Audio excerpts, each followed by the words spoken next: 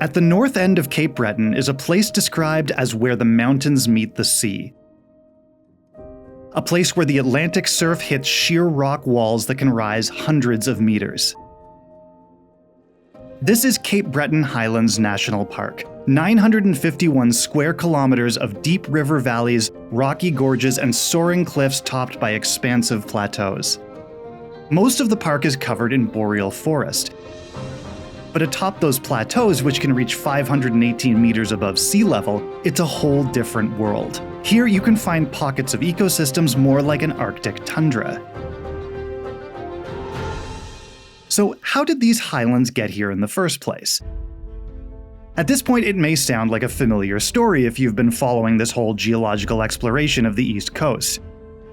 They can be traced way back to the northwest coast of what would become South America. As the supercontinent Rodinia breaks up between 750 and 450 million years ago, the Bras d'Or terrain forms here from a mix of metamorphic and igneous rocks. The terrain is swept across the globe by hundreds of millions of years of tectonic activity, mashes together with the Aspy terrain, and finds its way here during the orogenies that form the precursor to the Appalachian mountain range.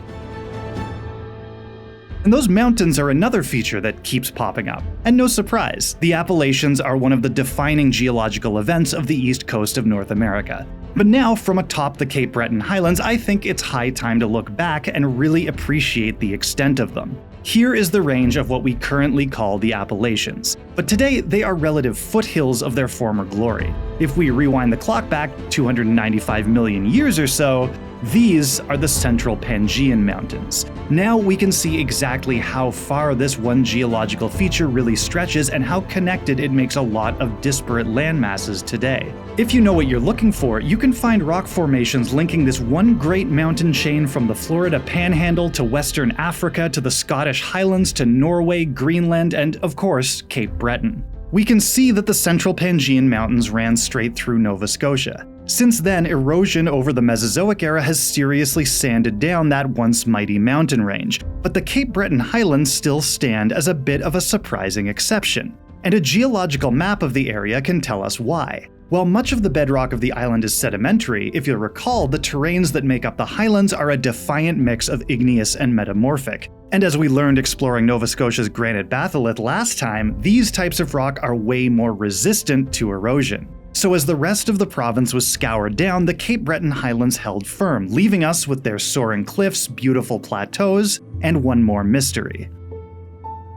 I mentioned that the top of those plateaus are almost like an Arctic tundra, a lean and hardy ecosystem, and with it a conglomeration of rare animals and plants. Over a third of species designated as rare in Nova Scotia are found on Cape Breton's plateaus and in the deep rocky gorges between them. Included are 78 plant species cut off from the rest of their Canadian range. They exist in the high Arctic tundra north of the tree line and right here. Why? There are competing theories. Example, these plants may have grown in an unbroken arc across similar Canadian environments, but were separated by the last ice age. In this theory, the height of these resilient highlands made them a nunatak, just poking up above the ice enough for those plants to cling on to life here. But other theories point to local conditions, alkaline and calcium-rich soil as surrounding environments changed. Or as the climate warmed and plant species from further south invaded Canada, they pushed back these Arctic species into the few remaining pockets where they still had an edge.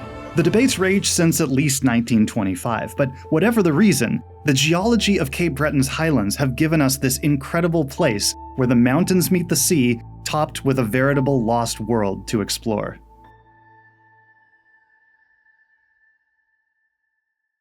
If you're enjoying these videos, consider throwing me a few bucks a month on Patreon. It is the best possible thing you can do to ensure that they will keep coming.